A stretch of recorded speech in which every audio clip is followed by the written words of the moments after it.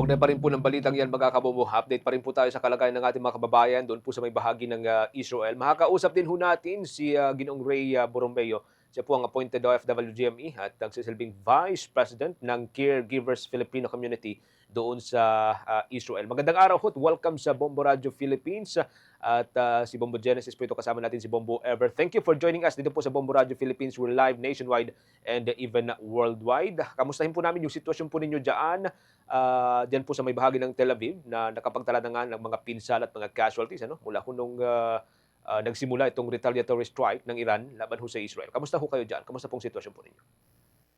As of now po, kasi nasa 7th floor ako ng building, so tinitingnan ko sa labas. Clear naman ang mga skies at saka yung napakatahimik lang kasi nataon din it's Shabbat. So dito pag Shabbat wala kasing pasok, walang trabaho, parang Biyernes Santo sa atin. So napakatahimik din sa labas. But merong ano, mga messages kaming na nasasagap minsan na mag-alert kahit anong oras. So at the moment po, mga ambulance. So talagang nagwawangwang yung mga ambulance na yan. So pag may naririnig po kami mga ambulansya, meaning may mga casualties po. So marami ako narinig na ambulance. So, wala talagang tulog kaya yung tignan mo parang stress pa ako. Kasi wala talagang tulog. Siguro kami nakalimang balik sa mama.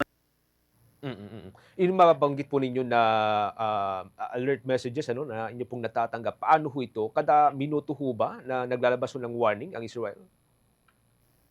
Oo, grabe talaga. Yung ano nila is automatic yung sa cellphone namin. May extreme talagang nakalagay. Extreme warning.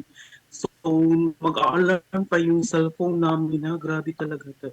Tapos aside sa cellphone, yung siren nila, napakalakas talaga ng mga mas. Mm. Yung kinaroroonan po ninyong lugar ho sa ngayon, nababanggit po ninyo nasa 7th floor ho kayo ano, malapit lang ho ba ito dun ho sa, lugar kung saan po tumama diyan sa may Tel Aviv yung pong, missile strike ng Iran? Yung area ko nasa ano po ako, center talaga ng Tel Aviv.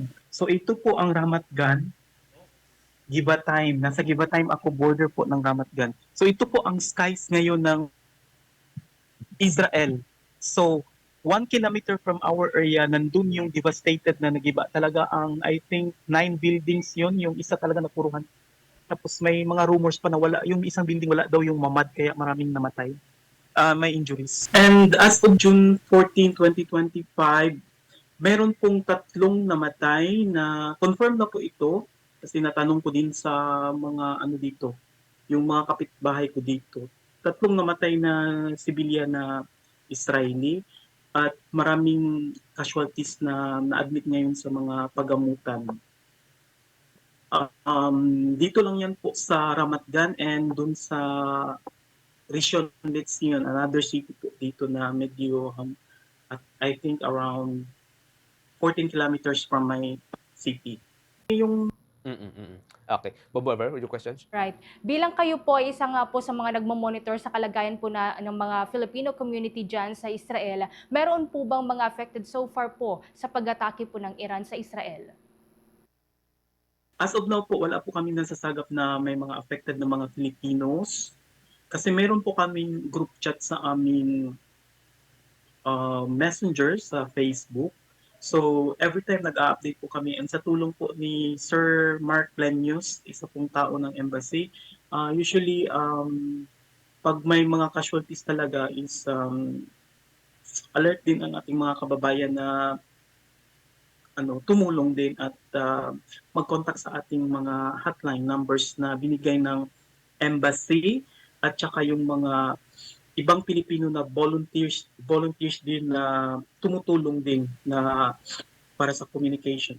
Ang kagandahan po nito is ang mga Pilipino sa Israel is nagtutulungan talaga. So hopefully po wala pong mangyayari sa ating mga kababayan dito as of now na tumitindi yung tension nila at the moment. Right. Nabanggit niyo din po kanina nasa ikapitong palapag pa po kayo. Meron po bang bomb shelter sa inyo pong tinitirhan ngayon? Good question. Salamat. Yes, itong tinitirhan namin, natanong ko sa employer ko, this is since 1970, so mga ilang years na, 1970 pa ito. So old building na ito, but still napakaganda ng building. Meron po kami bomb shelter dito. Every apartment, kasi nasa 7th floor ako, so ito, I think 12th floor itong tinitingnan namin, pero nasa 7th floor ako. So, katabi lang ng bahay namin yung bomb shelter. So, every time may sign talaga. So, within 10 minutes, kailangan nasa bomb shelter. Okay. Hindi po ba kayo natatakot sa inyo pong seguridad considering na mas matindi po ngayon itong ginagamit po na ballistic missiles ng Iran sa pag-atake po dyan sa Israel? May plano po ba kayo na ma-repatriate sakaling alokin po kayo ng ating embahada? Of course, natatakot po kami. No, yung talaga may nanginginig po yung ano ko, yung tuhod ko. So, meron akong kasama dito na Pilipina na sa second floor lang siya. Nag-chat din siya sa akin kasi ano ang ginagamit namin dito is WhatsApp. So nag-chat siya sa akin. Nanginginig din yung ano niya kasi nga yung unang bomba na talagang parang may lindol, my goodness. Hindi ko ma-describe pero yung feeling na talagang yung bomba na parang nasa likuran mo lang. Tapos iba yung tunog ng bomba na naranasan ko doon kasi galing akong Beersheba.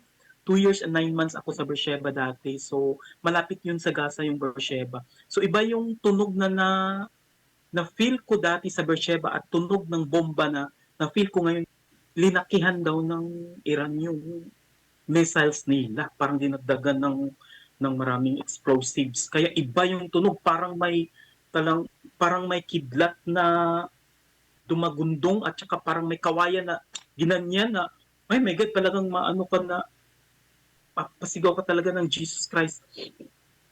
So, that was yesterday. So, ngayon okay na ako. So, kung sakali may repatriation, as of now, meron namang mga abiso ang embassy, pero as of now, wala pa silang sinasabi ng repatriation. Pero sa akin naman is, marami na akong naranasan dito na within 3 years of my working here na ganitong sitwasyon. So far, nakokontrol naman ng Israel is napaka-organized nila and believe talaga ako sa gobyerno ng Israel. As of now, wala akong planong umuwi sa Pilipinas. You know, yung ekonomiya natin, lalo na ngayon sa bansa natin, ang daming problemas. Pero as of now, wala akong plano po. Kasi mas feel safe po ako dito compared sa Philippines. Nagugutom tayo sa Pilipinas, yan po ang real. Na lamang po siguro ninyo sa sa inyo pong mga kamag-anak na narito po na nag-aalala sa Pilipinas at advice niyo na rin po sa ating Filipino community na nariyan po sa Israel. As of now, clear po naman ang sitwasyon dito sa Israel and we are safe po. Kasama po ang employer ko. Ito po ang place na pinagtatrabahuhan ko. Meron po akong sariling office dito sa room ko. Safe po kami dito and our communication to our family sa Pilipinas po is constant po. Facebook Messenger po kami always. Sa mga nagtatanong sa akin sa Messenger po, mag-update ako mamaya. And our Filipino here, nagtutulungan po kami. So meron akong kasama isang Pilipina sa second floor. Lagi kami nag-chat-chat. And then meron din kaming GC from the group, from Davao group, and ibang group na batch to batch, G2G and A to A. Meron din kaming mga group. Ganun. Nagtutulungan po kami mga Pilipino dito. So, salamat sa Panginoon. Mag-pray na lang po kasi kahit kung saan naman tayo, yun naman ang so mag-pray talaga. Yun na lang ang natin. About po sa communications with the embassy, meron naman po pinalaganap ng mga communication sa Facebook at saka mga numbers, mga hotlines. So kailangan po natin mag-seek out po if ever merong mga incident na mangyayari na wag naman sana po. Nice to know na nakakausap po kayong lahat mga Pinoy ho dyan na Ginoong Borromeo. Maraming salamat. Ingat-ingat po kayo at hanggang sa mga susunod na kayo po aming makausap dito po sa Bombo Radio Philippines. Ingat po kayo. Thank you so much. Si Ginoong Ray Borromeo, siya po ang appointed Overseas Filipino Worker, GME, Vice President ng Caregiver Filipino Community doon ho sa may bahagi ng Israel. Patuloy ho tayo nakaantabay dun ho sa kalagayan po ng mga kababayan po natin sa bahagi po ng Israel. Kasama na po sa iba pang mga komunidad dyan sa may Middle East, tulad din po dyan sa may bahagi ng Iran na siya pong pangunahing nagpapalipad ng mga missile ho ngayon laban ho sa Israel. Ito ho yung tinatawag na retaliatory strike laban po sa Israel, mga kabombo, after po nitong una ring pagpapalipad ng missile ng bansang Israel laban sa Iran.